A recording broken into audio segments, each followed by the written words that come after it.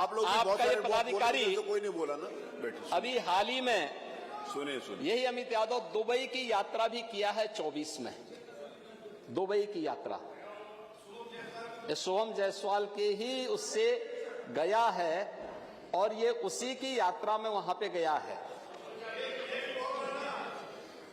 अभी मैं उस पे भी आ रहा हूं।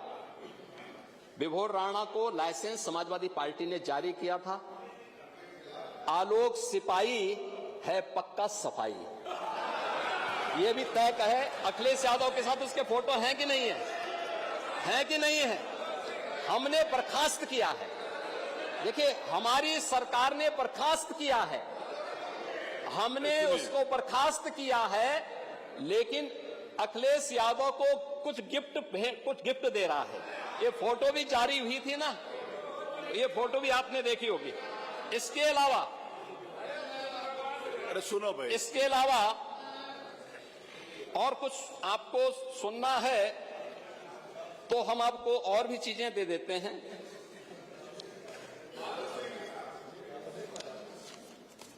मान्यवर, ये प्रदेश के अंदर, देश के अंदर जो भी कार्रवाई हुई है, उत्तर प्रदेश पहला राज्य है जिसने इस इल्लीगल डाइवर्जन को हम लोगों ने एनडीपीएस के अंतर्गत लेकर के इस पे प्रभावी कार्रवाई की है और हमारी कार्रवाई वर्तमान में प्रचलित है। हमने पहले भी कहा 77 अभियुक्तों को हम अब तक गिरफ्तार कर चुके हैं। कोई भी बचने नहीं पाएगा। जो भी अपराधी होगा, ये तो मैं जानता हूं आपकी पीड़ा को,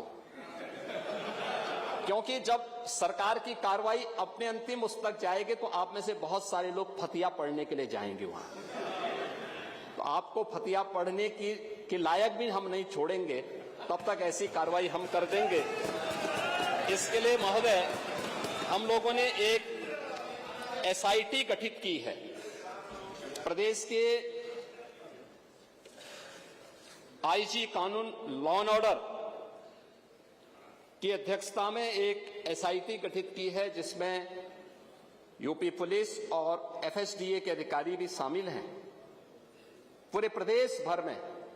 और इसमें कार्रवाई हमारी निरंतर चल रही है और जो भी इसमें दोषी होगा, इसमें हमें कार्रवाई करने में कोई संकोच नहीं होगा। अब तक हमने कार्रवाई भी की है और माफिया के खिलाफ कार्रवाई कैसे होती है, मुझे लगता है समाजवादी पार्टी से अच्छा कोई दूसरा उसका जो है जानकार नहीं होगा। समाजवादी पार्टी तो उसके बारे में बहुत अच्छी तरह पहले से परिचित है कि कैसे माफिया के खिलाफ कार्रवाई होनी चाहिए, और समाजवादी पार्टी की तड़पड़ाहट वह हम उसके माध्यम से समझ सकते हैं। और मैं इस सदन को इस बात के लिए आश्वस्त करता हूं कि इस मामले में जो भी अपराधी होगा, उस अपराधी के खिलाफ जितनी सख्त कार्रवाई होगी, उत्तर प्रदेश सरकार उतनी सख्त कार्रवाई करेगी। लेकिन मैं समाजवादी पार्टी से इस बारे में जरूर कहूंगा कि वह गुमराह करना छोड़े। उत्तर प्रदेश के अंदर कोई भी इससे संबंधित मौत के प्रकरण सामने अभी तक नहीं आए हैं और इस पे कार्रवाई हमारी सरकार ने किया है। आपकी सरकार ने उन्हें लाइसेंस दिया था, उनके इल्लीगल गतिविधियों को आगे बढ़ाने के लिए समाजवादी पार्टी की सरकार ने 2012 से 16 के बीच में सारे इल्लीगल कार्यों को आगे बढ़ाया था। मैंने श्री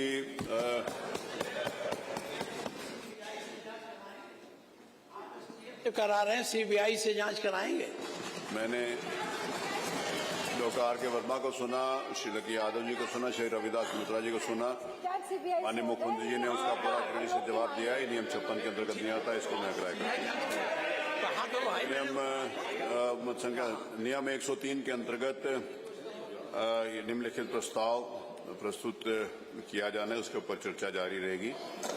ये सदन प्रस्ताव करता है कि 7 नवंबर 1875 को अक्षय नवमी के दिन बंकिम चंद्र चटर्जी ने वंदे मातरम की रचना की थी। वर्ष 2025 में भारत के ऐतिहासिक गौरवशाली राष्ट्रगीत वंदे मातरम के 150 वर्ष पूरे हुए। ये गीत पहली बार साहित्यिक पत्रिका अंग दर्शन में उसके उपन्यास आनंद मठ में के एक भाग के रूप में प्रकाशित हुआ था।